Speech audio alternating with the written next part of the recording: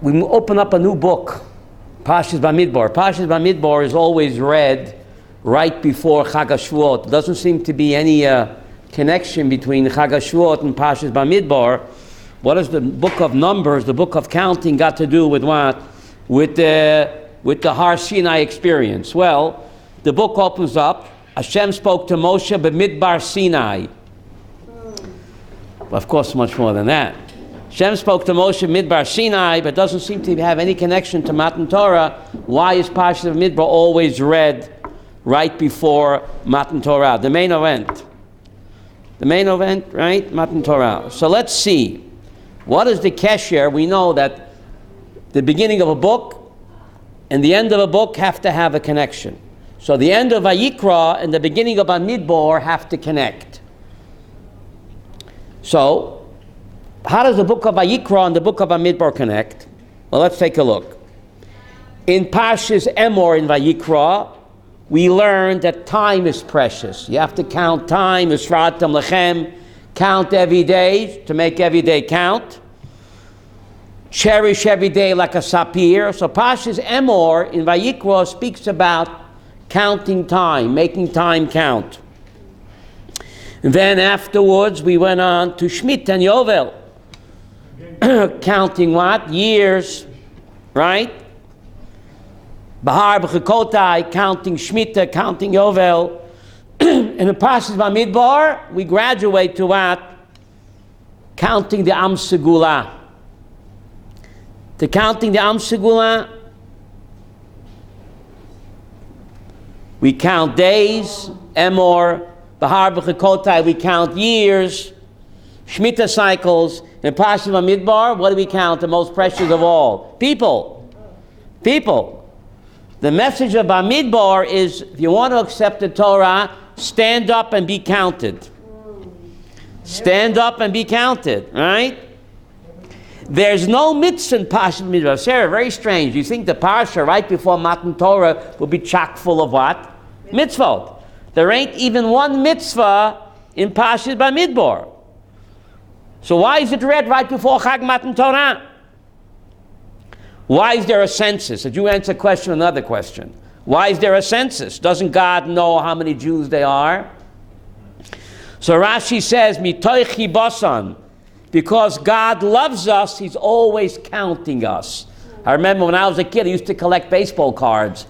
And I knew how many cards I had, but every night I still had to count them.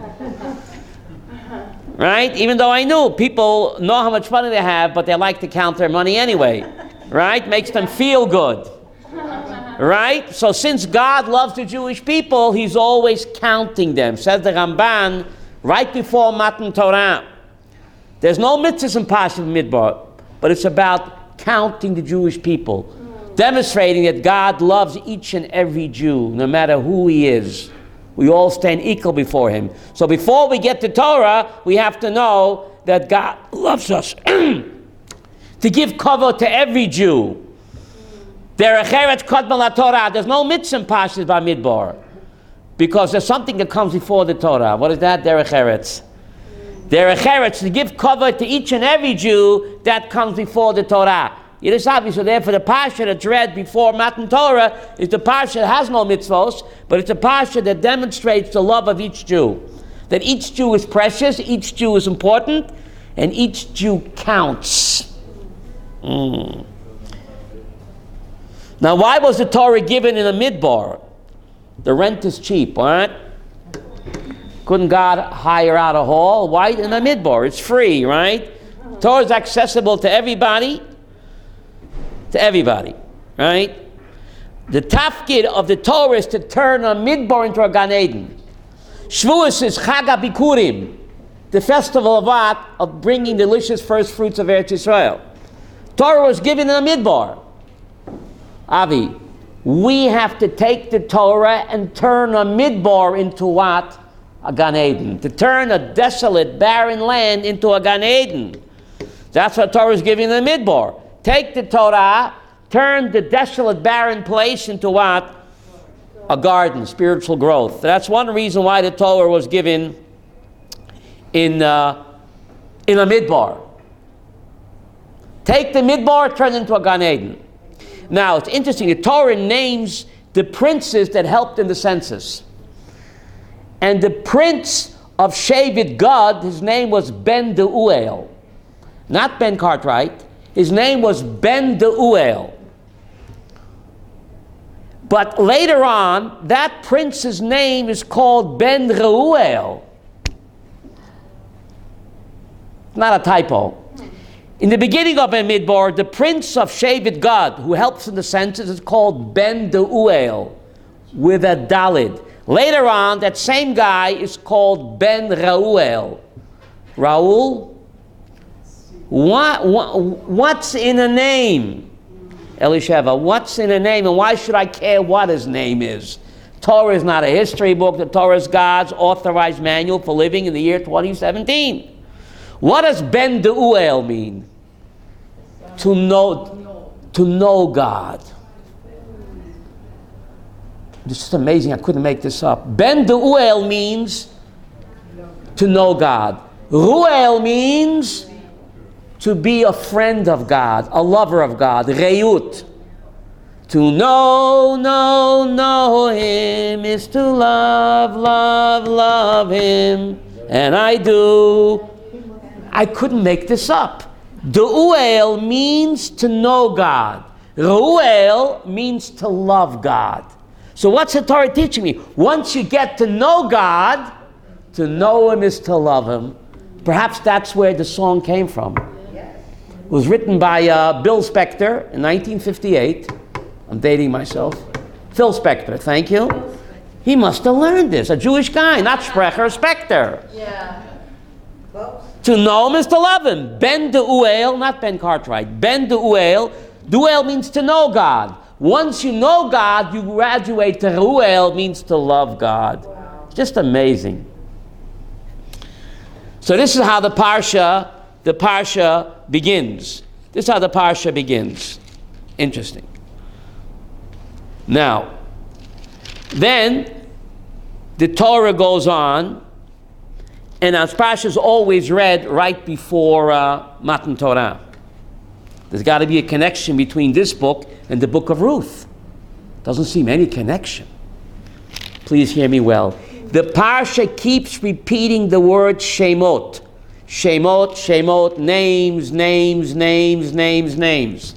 And that word is repeated again where? In the book of Ruth.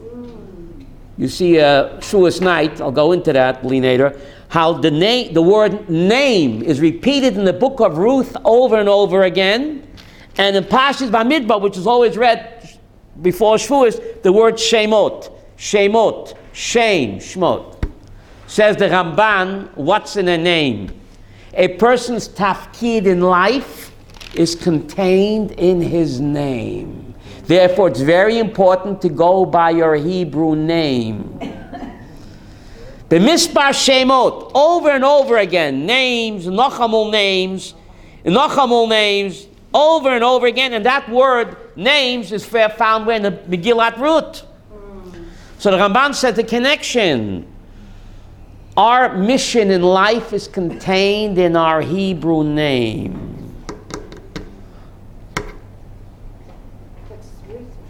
What does Ruth mean? Reut. Ruth means a friend, a loving, friendly person. Ruth, your name means a loving, friendly person. So that's your mission in life, to be a loving, friendly person.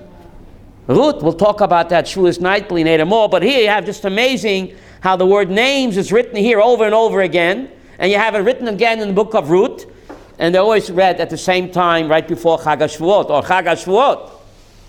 So that's pretty amazing. Now, the Haftorah, current events in the Haftorah. The Haftorah is the book of Hosea.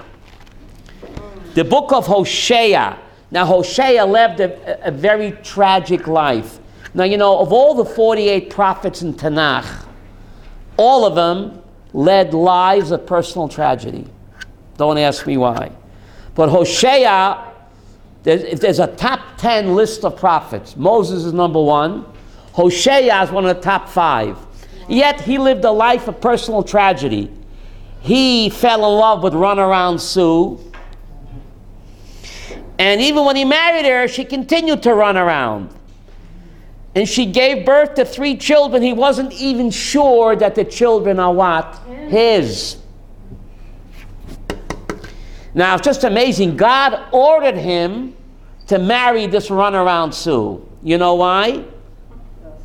She needs love too. So, because God told the prophet Hosea, the Jewish people are not faithful to me. They're unfaithful to me. They cheat on me with all sorts of lovers. Communism, secularism, humanism, socialism, isms. What should I do about it? So Hosea said, divorce them. Get rid of them and take yourself, what, a younger model. So God said, that's not what I wanted to hear. Marry this woman. Her name is Gomer. She is like, run around soon, not a good reputation. Marry her. She was a harlot. He married her. They had 3 children together. And he wasn't even sure the kids are his. Maybe the milkman's the mailman, who knows. And after the birth of the 3rd child, God said, divorce her. She's no good, she's no good, she's no good. He said, God, I can't. I love her. Despite all of her faults, I love her. Why? I love her. She gave birth to my children. Maybe they are mine. I can't get rid of her. God says, listen to your own words. You took this woman, even though with ill repute, and you fell in love with her. You're not even sure the kids are hers. And I said, get rid of her. You said you can't do it. And you have a nerve to tell me to get rid of my loving Jewish people? Not going to do it. But it's just amazing that the Parsha begins, where did the Christians get replacement theology from, Avi? Hosea chapter 2. Hosea chapter 2. Hosea says to God, the Jewish people are sinful. God says, what do you say about it? They're sinful, they're no good. He says, Lo Ami, they're no longer your people. Trade them in. Replacement of theology. That's what the prophet says. But what does God say? Ami, they are my people. No replacement theology. It's amazing that the Haftorah is read the week of Yom Yerushalayim. It says God will gather all the Jewish people together, bring them up from the land of exile, and plant them in the land of Israel. Yisrael. Plant them in the land of Israel. It's exactly what Yom Yerushalayim is all about. Now, so the Jewish people have been unfaithful, run around Sue. And this is played out in the prophet's personal life of tragedy with his wife that cheated on him. But his wife did tshuva, and that's a symbol that the Jewish people are going to do tshuva. That the Jewish people will come back.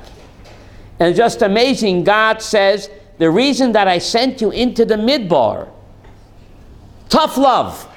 I exiled you because you wouldn't learn, but now that you're coming back from the exile, God says, V'dibarti aliba, I will speak on her heart.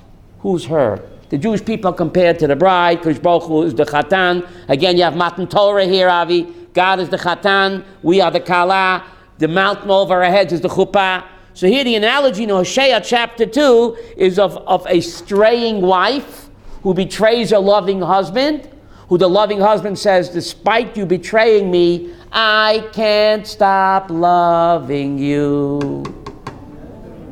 Hosea chapter 2. I'm not making this up. God says, despite your sins, v'dibarti aliba, I will speak on her heart. I'll bring her back from exile, replant her back in the land of Israel.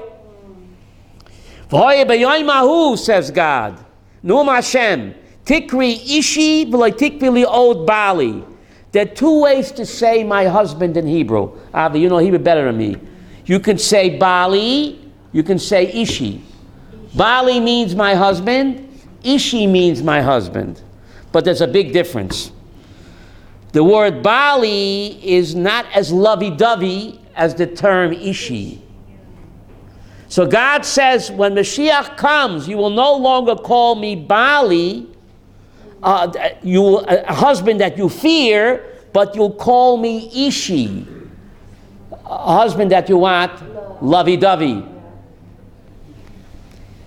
Two ways you can say husband, my husband in Hebrew. Bali and Ishi. Bali is a relationship is more based on fear. Ishi is based on lovey-dovey.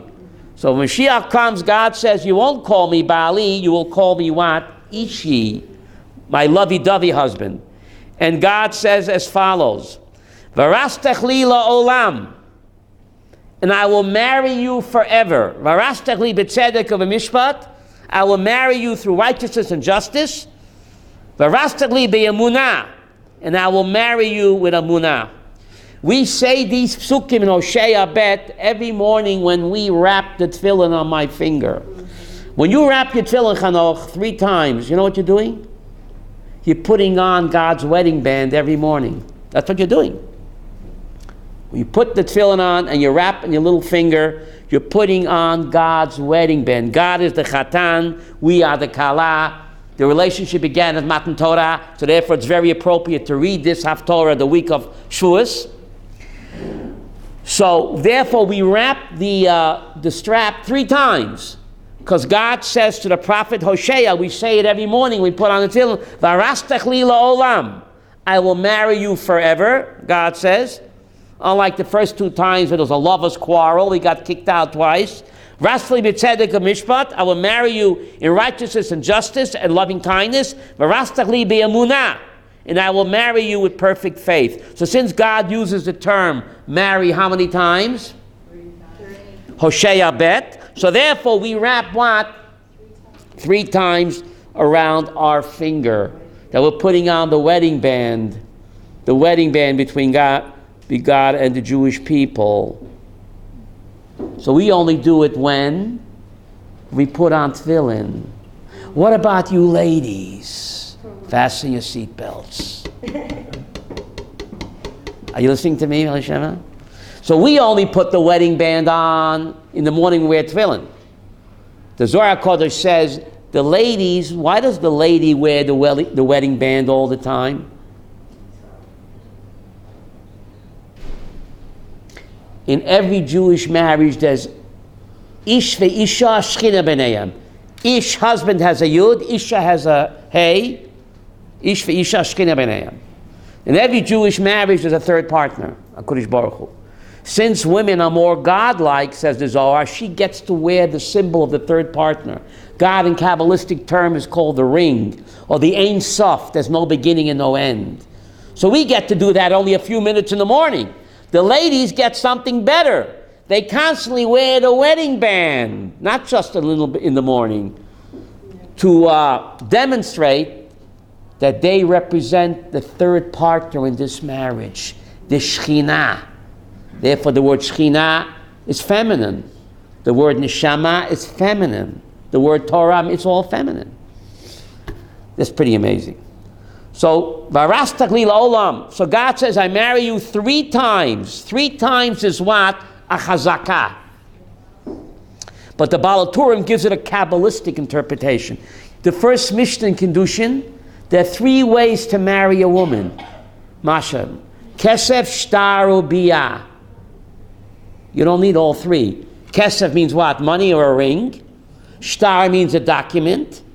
And biyah means marital relations. Okay? 3 ways to do that. The first Mishnah in Kiddushin, either with money, either with a document. Today we do it with money. But Minat Torah, you can do it with a document or with marital relations. The Baal HaTurim says that God loved us so much, he did all 3. The Kesef was in Mitzrayim. We left Egypt with a lot of loot. Why did we leave? That was the Kesef. There are 3 ways you can marry a woman according to Jewish law. Money, document, or the marital act. So the Baal HaTurim says, it says in Hosea, God married us all 3 ways, even though only one was necessary. In Mitzrayim, we took out a lot of jewelry, so that he married us with jewelry. The second way to marry a person is a document. Who said that? The Torah. The Torah is the star. The Torah is the star. How do you say star in English? The document. That's the Torah. And when God put the mountain over our heads, He forced us. That was kaviyachol, so to speak, what? The marital act. Balaturim says that. When was? When He forced us, He put the mountain over our heads. So therefore it's written He married us 3 times, because what? There are 3 ways you can marry a woman. Kesef, shtar, bia. And therefore Varastachli la'olam is written in the Haftorah, is written what? 3 times. Written 3 times. That's pretty amazing. Now, the Parshat that we're going to read on Shavuos morning is Parshat Yitro. Is the Parsha of what? Of Matan Torah. Isn't it strange that the Parsha, what God gave the Torah, is named after what? Convert. A convert. There's a message there somewhere. Couldn't be Parshat Moshe Rabbeinu. Parshat Aaron? No, Dafka a convert. Why? Isn't that strange, Benjamin? Because Judaism is not a closed club. You know, Groucho Marx said, any club that would take me for a member, I don't want to be a member. What did he say? I don't want to join. I wouldn't join. Judaism is not a club only for born Jews only. Born Jews only, and any non-Jew that sincerely wants to join us, Torah through Judaism, is welcome. Isn't it true that at Mount Therefore, Parshat Yitro. Isn't it true Mount Torah we were all converts? We all What? Converted. At Mount Torah we all converted? Well, we all converted, but we were born Jewish. We were born into the Jewish religion. Yisro was not born into the Jewish religion. So it proves that Judaism is not a closed club. Where do we read this? Oh, this Shabbos. No, not Shabbos. Shavuos morning. Shavuos morning we're going to read Parshat Yitro. The Parsha of Matan Torah is named after a non-Jew who was born non-Jewish. To prove that. That's pretty amazing. Yeah. Now, it's interesting that if you look at the end of the Parshat Mishpatim, when did God give us the Torah? He gave us the Torah. Shavuos was what? That year Shavuos was Shabbat. Now we left Mitzrayim that year, the 15th of Nisan was a Thursday. So 50 days later, it's Friday. That means the Torah was given on Shabbat. Torah was given on Shabbat, on the 7th day, which was Shabbat, on the 7th day of Sivan. 3,329 years ago. So if the Torah was given when? On the 7th of Sivan, so why do we celebrate Shavuos on the 6th of Sivan? I'm all mixed up. Avi, when do we celebrate Shavuos? 6th of Sivan. The Talmud tells us that the Torah was given on Shabbat, which was the 7th of Sivan. So why do we celebrate a day early? Torah was given, Talmud in Yuma, page 4, says, Torah is given on the 7th of Sivan. And the Magen Avraham Paskins in the Shulchan Aruch, the Torah was given on the 7th of Sivan, which happened to be Shabbat. So he wonders, the Magen Avraham wonders, why do we celebrate a day early?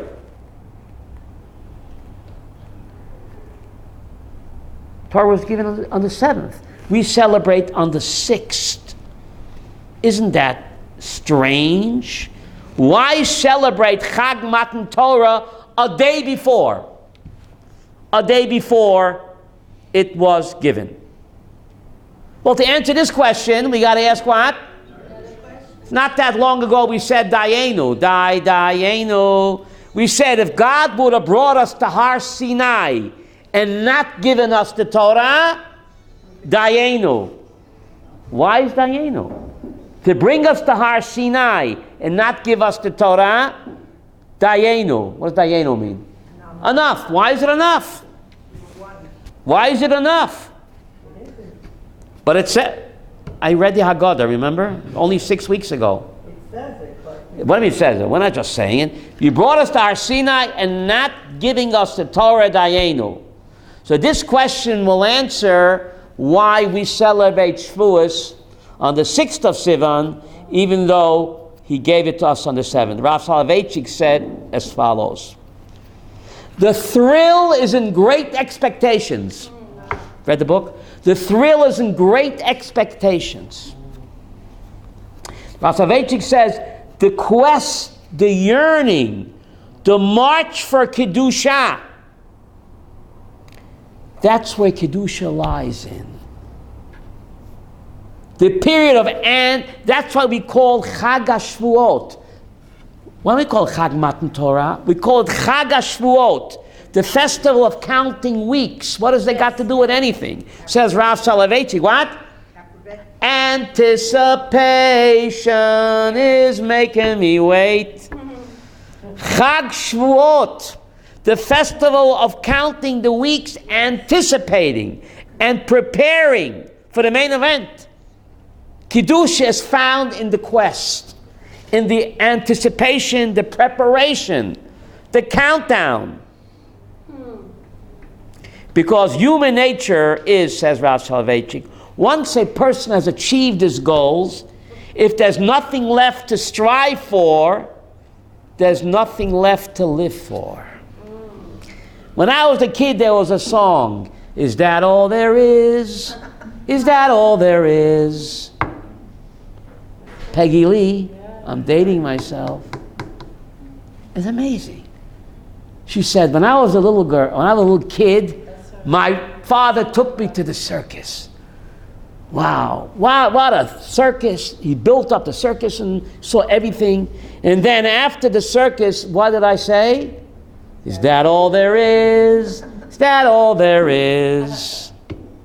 Says the great Rav Soloveitchik, that's human nature. The thrill is in the great expectations. You think about it. You're planning to get married. When is the height of excitement? The day before the wedding, because on the wedding you're a blur. Photographers, caterer, running around. The great thrill is the day before the main event. Think of it. Says the great Rav Soloveitchik, the same thing is what? With Matan Torah. God says, when will you really hyped up? The day before. Let's capture that magic moment and celebrate the 6th of Sivan. Yeah. Because the 7th of Sivan, when the day actually came, it's a blur.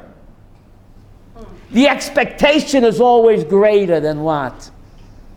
The event. The event. Think about it. The thrill is in the expectations. So therefore God says, I want to capture that magic moment and we'll celebrate the day before Chag Matan Torah. So therefore we celebrate on the 6th of Sivan instead of actually the day of Matan Torah, which was a day later. That's pretty amazing. So Chutz La'aretz, they get a second day. They're actually going to celebrate the second day when the Torah was actually given. That's the one time they should do 2 days. The one time you should do 2 days, right? All right? But this is the idea, said the great Rav Soloveitchik, Kedusha lies in the quest, in the yearning, in the Chag Shvuot, in the anticipation, the counting up. But once the event happens, there's bound to be a letdown. What's the proof? Right after we got the Torah, golden calf disco. Yeah. Downhill. Once you hit the top, there's no place to go, but what? Down. So God says we're going to capture the magic moment, the height of anticipation, excitement, which was what? The day before. And therefore we say in Dayenu, if you would have brought us to Har Sinai and not given us the Torah, it would have been Dayenu. For that anticipation, that longing, that thrill, the quest for Kedusha, that we capture every Shavuos, that magic moment, and we celebrate what? The day before. The day before. So God lifted a mountain over our heads, right? So he forced us. In Virginia, they call that a shotgun wedding. Avi, West Virginia. This any way to begin a relationship? Let's get real. Rashi quotes the Gemara Shabbos, page 88. God lifted up the mountain over our heads, and he said, if you don't say I do, it's all over. Very strange. That's the way to begin a lovey-dovey relationship. And we said Nasa v'nishma. Didn't we say Nasa v'nishma anyway? What's it all about? What's the message? So the morale brings a Kabbalistic idea, very powerful, graphic Kabbalistic idea. We know God follows his own Torah. There's a Parshat in Parshas Ki Teitzei. If a man forces a woman to be with him, and she looks like the Wicked Witch of the West, and he looks like Robert Redford in his prime, he forces her. If she wants him, if she doesn't want him, she sues him for every last nickel, damages and everything. But if she wants him, remember, she looks like the Wicked Witch of the West. Remember? Dorothy, my little pretty. Remember that? And he looks like Burt Reynolds in his prime. And if she wants him, the halacha says in Parshat Ki Teitzei, she can never be divorced. If she wants him, he is stuck with her. No matter how repulsive and disgusting she is or gets, he can never ever divorce her as long as she wants. That's halacha in Parshat Ki Teitzei. God follows his own Torah. Says the moral of Pi Kabbalah. God knew we're going to get pretty ugly and disgusting throughout the centuries with sin. And he will be tempted to what? Divorce us. So he did an act of coercion. I'm stuck on you. No matter how repulsive and ugly we get with sin, he is stuck with us. Therefore, he did an act of coercion. We're stuck on each other. That's pretty amazing. That's pretty amazing. Now, all relationships have ups and downs. That's why you break a glass under the chuppah. Now you're all lovey-dovey and starry-eyed. But it's not always going to be like that. There are going to be broken dishes and broken glasses. But since we love each other, we focus on the positive.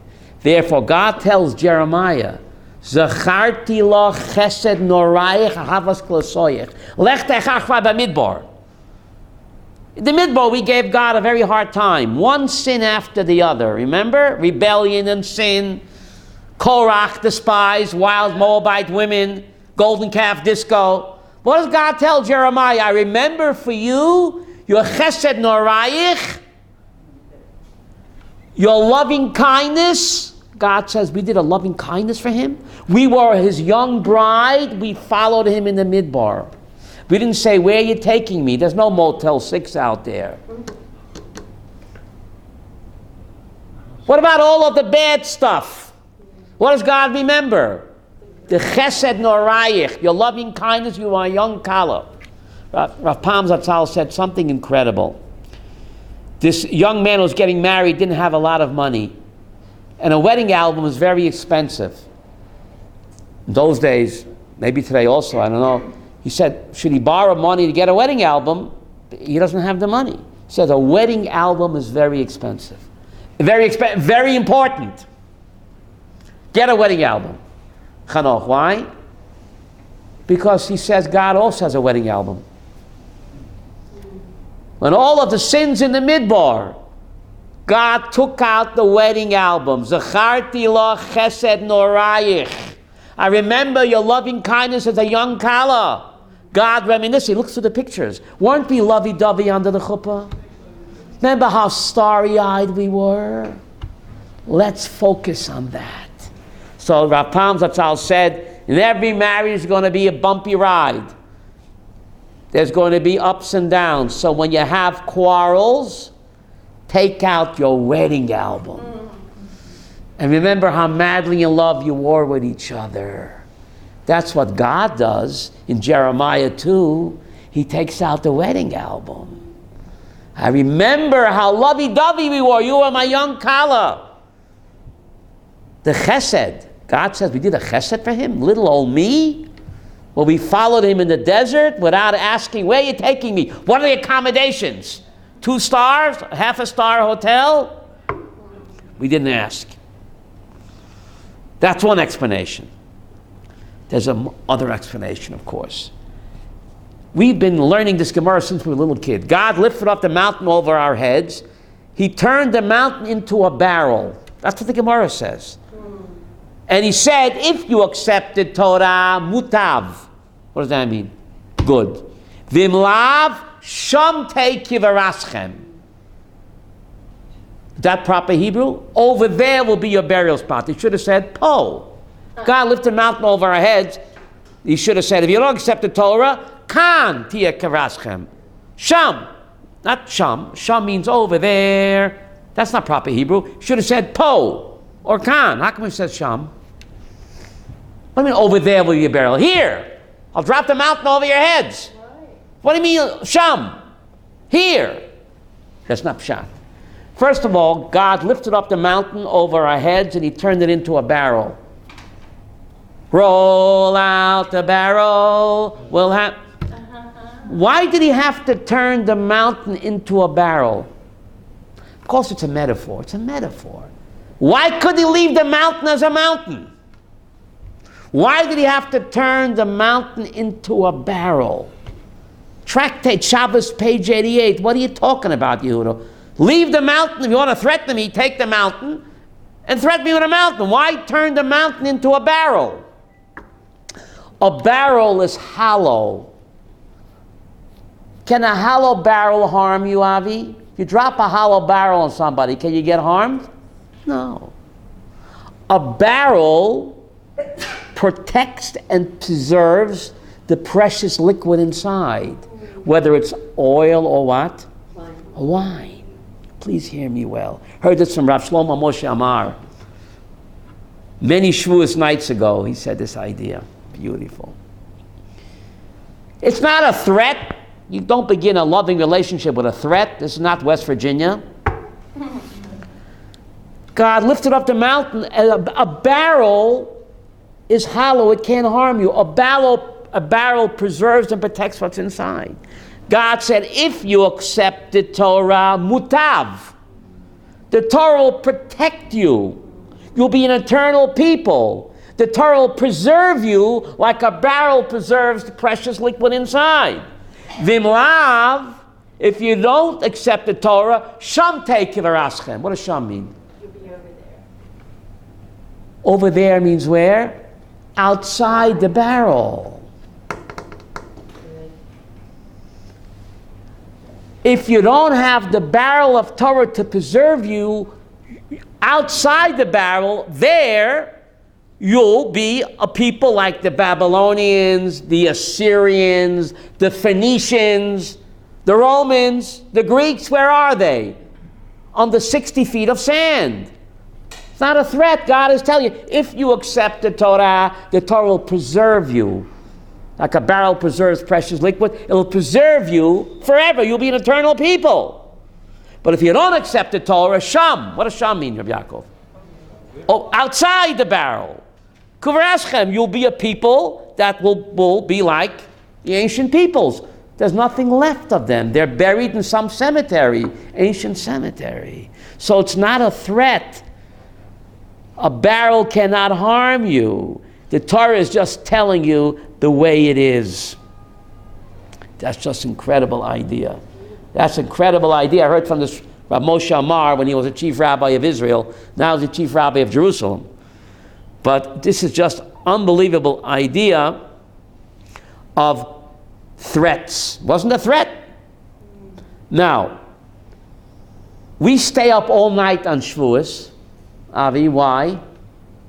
Because we're insomniacs. We slept late. I understand we slept late. We slept late. The whole reason we count the Svirah, why do we count the Svirah?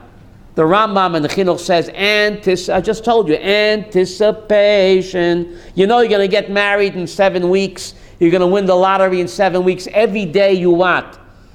You count. You anticipate. You long for it. So when the day comes, you go to sleep.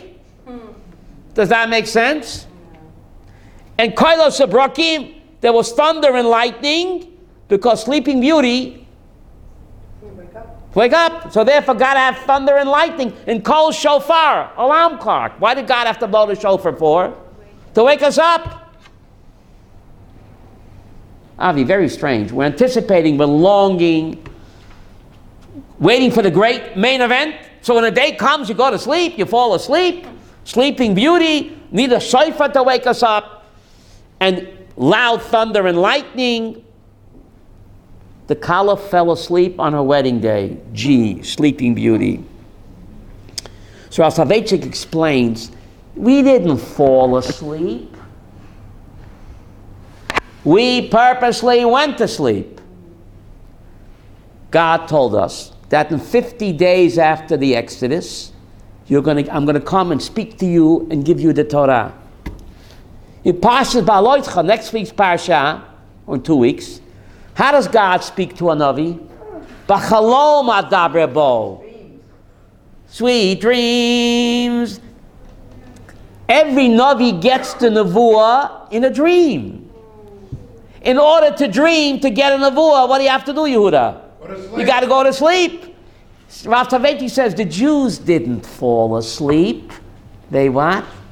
They purposely went to sleep. 50 days, the main event, God's going to speak to me. How does God speak to a Navi? In a dream. But in order to dream, you got to go shluffim. But there was one difference. Moshe Rabbeinu, pe'al daber boy. Moshe Rabbeinu was the only Navi that got the Nevuah, what? Totally awake, not in a dream. So God says, you didn't underestimate yourself. You thought you're going to be like what? A regular Navi. On Shavuos, the Jewish people all attained the Nevuah of Moshe Rabbeinu, where they got the Nevuah peh el peh, not in a dream.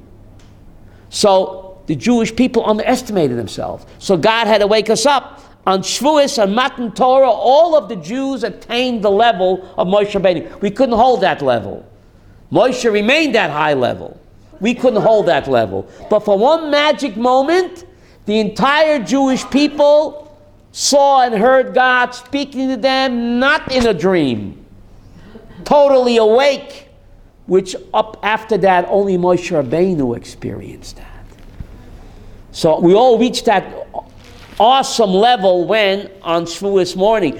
So the Jews purposely went to sleep. So Soloveitchik says on Shavuos the message is do not underestimate yourself. What does God tell us in the book of Devarim, chapter 5? Panim bepanim diber Hashem imachem bahar metoch ha'esh. In Devarim 5, pasuk 4. Panim bepanim dibur Hashem imachem bahar mitoch ha'esh. The English translates face to face. Did God speak to you from the fire, from the burning mountain? Har Sinai became a volcano. English translates panim bepanim as face to face. But that's wrong, because face to face in Hebrew would be panim lepanim or panim el panim. It says panim bepanim. God's face in your face. Hear that expression, in your face? They got everything from us. Deuteronomy 4, pasuk. Deuteronomy 5, pasuk 4. Panim bepanim dibur Hashem imachem. Kaviyachol, God's face in your face. So that's the level we reached when on Shavuos. So the message is a Jew is not supposed to underestimate himself. We are destined for greatness, and we have to go for it. And every Jew reached the level of Moshe Rabbeinu on Chag Shavuot. Okay, we couldn't hold that level, but we reached that level. Panim bepanim dibur Hashem imachem. Face to face did God speak to us from the fiery mountain, which reminds me of a song. I saw your face, now I'm a believer. I had to get that in. I saw your face, now I'm a believer. We saw Kavayachol, God's face, whatever that means. But that's what it says in Deuteronomy 5, Pasuk 4. God's face, Kavayachol, our face. I saw your face, so now I'm a believer. Not a trace of doubt in my mind. Remember that song? Mm-hmm. The monkeys. The monkeys. That's just pretty amazing, huh? So Chag Shvuot, Chag Matan Torah, there's a custom to eat cheesecake. Why? Because it tastes good. It tastes good? Huh? Why is it custom to eat cheesecake? Because it tastes... Speaking of food, it reminds me of a story. These two cannibals were eating a comedian. And one says to the other one, you know, this food tastes very funny. Right. We like it. Get it? Yeah. This food tastes very funny. One more? Yeah, go ahead. One more. How come the French people like to eat snails? Ooh. It's true, they love snails. Because the French people love to eat snails. You know why? Because they do not like fast food. Oh, that's good. Should I give up? Sunday at 2 o'clock we have a shiur. Did we change the alphabet of the Ten Commandments? We saw the movie The Ten Commandments, Moses coming down with the tablet. It looks like Chinese. Was that the original script that God used on the Ten Commandments? Did we change the script? And why? That's 2 o'clock on Sunday. Thank you very much. Shabbat Shalom and Barach.